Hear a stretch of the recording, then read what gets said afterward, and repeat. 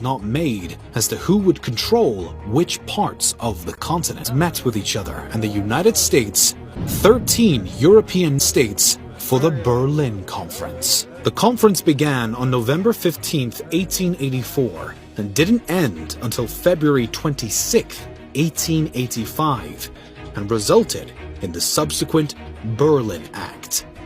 The region of modern-day Congo that had already been occupied by the Belgians was confirmed to be under Belgian possession.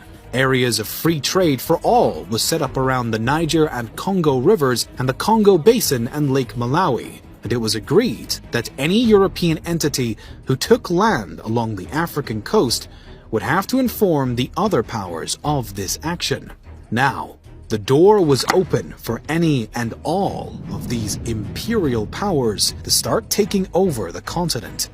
Italy was one of these empires, and quickly set its sights on Ethiopia after beginning to establish what would become its Eritrean colony.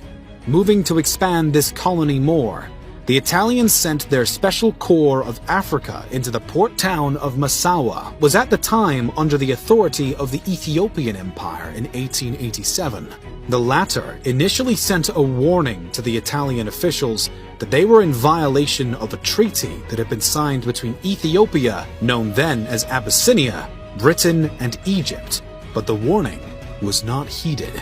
Instead, Italy decided to double down and began to prepare for a battle at the Sahati fortification with 167 Italian troops alongside 1,000 locals. The town's governor, Ras Alula Ngida, was not even slightly tolerant of this move and decided to outright attack the fortification and its inhabitants. This risky decision resulted in a tragic number of casualties for the Ethiopians, with only a few Italians being injured and none killed. The attacking troops had been no match for the garrison's cannon and rifles, and were shortly forced to retreat, while some still remained alive. Still, the Italians were now low on ammunition, and further felt need for reinforcements, which resulted in about 550 additional troops being sent to the fortification. Thanks to his spies, Ras Alula was given a heads up and quickly gathered a fresh army to march back to the garrison before the reinforcements could arrive. This time,